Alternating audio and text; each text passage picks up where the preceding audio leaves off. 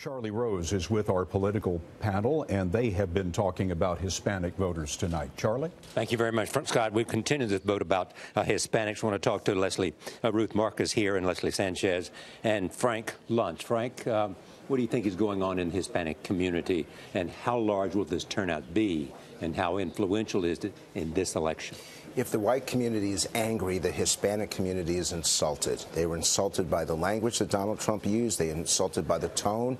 And every time he would say that Mexico was going to pay for the wall, and whenever he talked about immigration policy, they felt like he was telling them they weren't welcome. And every time that he said that the Hispanics, they love me, they don't. And I'm looking across the country, and it's not just on border states. It's also states like Colorado, Illinois. The Republican Party in general, and Donald Trump in particular, cannot win when you are only getting 25 to 30% of the Hispanic vote. You cannot put together a majority, and they are the fastest growing segment of American society and the greatest switch away from the GOP over the last 10 years. And I'd say one other thing to that, which is you use the word insulted. I would actually use the word incensed, yes. Because I think that driven to the polls. Driven to the polls. But you know, if you're insulted, you might sit home and just seethe.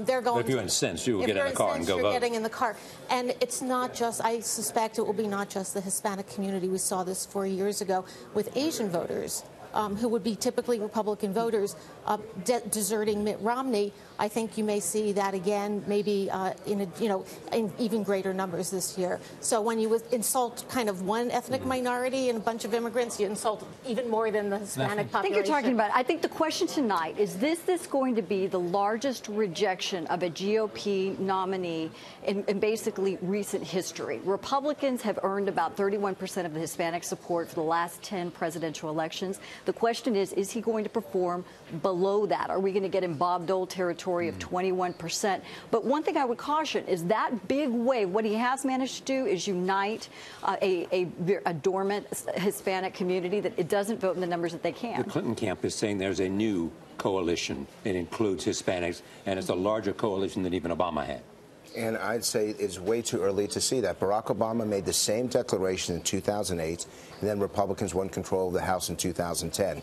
He made the same declaration in 2012, and the GOP won Congress and the governorships in 2014. These things are temporary.